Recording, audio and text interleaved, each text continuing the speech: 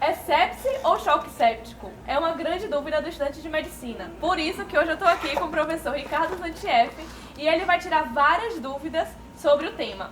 Então, Zanti, tira pra gente essa dúvida. Sepse, choque séptico, septicemia, vários termos assim, o que cada um significa?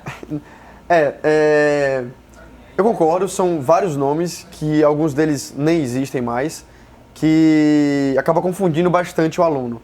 E a gente tem que, na hora de explicar isso, tentar lembrar um pouco da definição, tentar lembrar da nova definição, né, que a gente teve uma atualização na definição de sepse em 2016, e isso acabou atualizando isso e tirando alguns nomes. Então, primeiro que a gente tinha uma ideia antiga, baseada nos últimos consensos, de que sepse era uma CIS, síndrome da resposta inflamatória sistêmica, que tinha a sua origem em uma infecção, seja fúngica, viral, na grande maioria das vezes, bacteriana. Uma vez que a gente mudou essa definição de sepse, a gente não mais utiliza os critérios de CIS e até mesmo a CIS como uma parte da sepse. Então, quando a gente fala em sepse hoje em dia, você pode esquecer CIS. Aí continua, sepse. Sepse sim a gente usa, é a definição, é a doença, né? A gente tinha também um nome que seria sepse grave. Sepse grave seria também, pela definição antiga, pelo consenso antigo, qualquer paciente que estava em sepse e que essa sepse levava a alguma disfunção orgânica. Sepse mais disfunção orgânica seria igual a sepse grave. Mas no último consenso isso também caiu. Então o nome sepse grave não existe mais, certo? Então o que a gente tem hoje é sepse, porque a gente entende que toda sepse já é grave, não existe sepse que não seja grave, toda sepse já há a existência de algum grau de disfunção orgânica, isso faz parte das novas definições, certo? E choque séptico, que é a sepse que leva a um comprometimento hemodinâmico, levando ao lactato elevado ou à redução da pressão arterial, que é refratária à reposição volêmica inicial. E essa é a definição de choque séptico, certo? Esses outros nomes que você falou, de toxemia, septicemia e tal, isso não existe, isso é uma coisa bem antiga.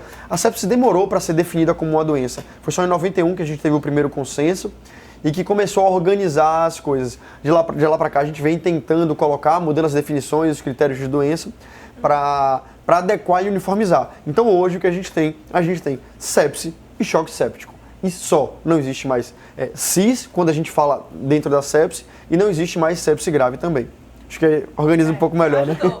Agora sim, e o famigerado Quick Solfa? O que é, como eu utilizo, quais são os critérios? Boa.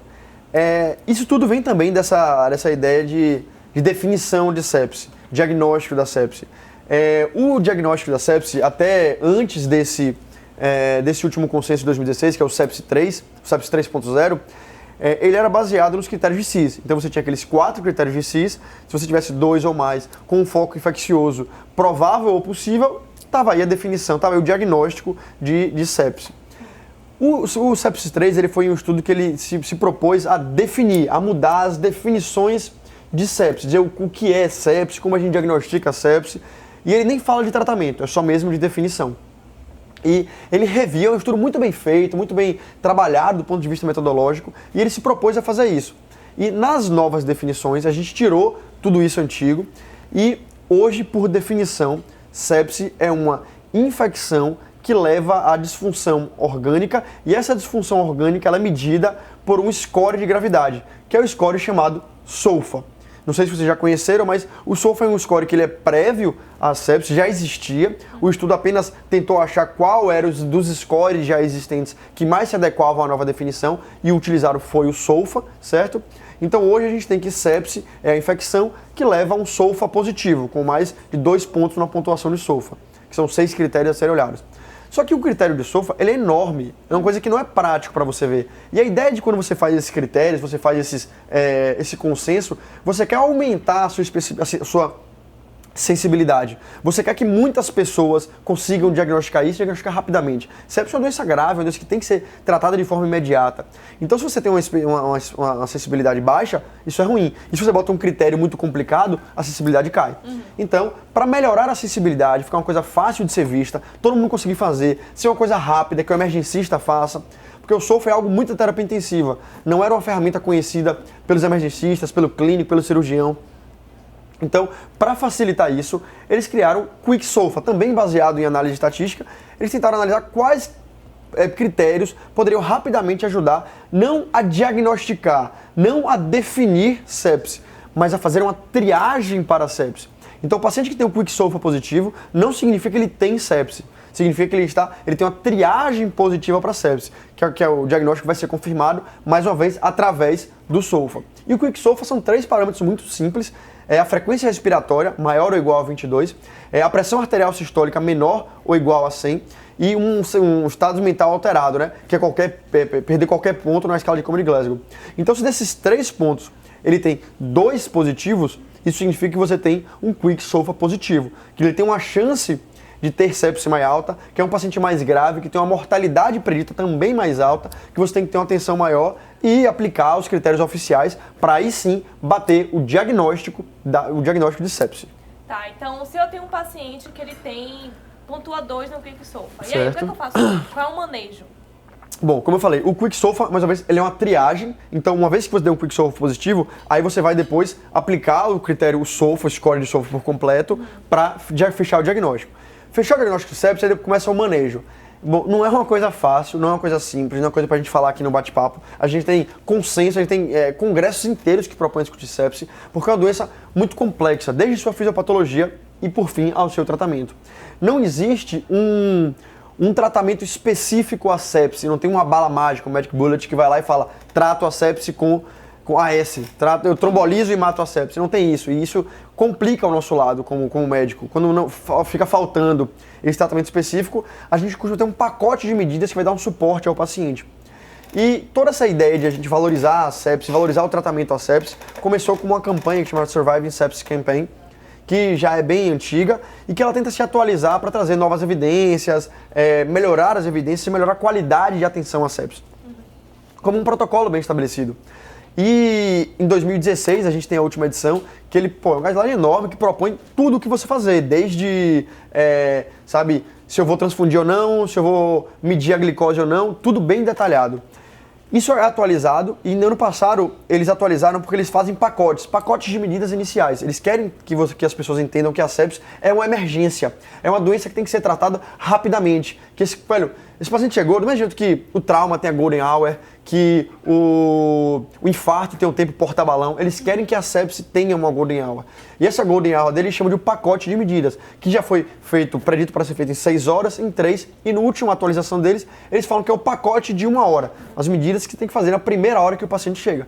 Chegou um paciente com sepse para você, em 1 hora, segundo o Surviving Sepsis Campaign, você tem 5 medidas a fazer. Você tem que medir o lactato desse paciente. O lactato é um dos parâmetros de perfusão que a gente tem mais importantes. Então você tem que medir. Você tem que iniciar uma reposição volêmica de 30 ml por quilo de cristalóide, certo? Você tem que colher culturas para fazer, botar culturas para fazer cultura para antibiograma, né?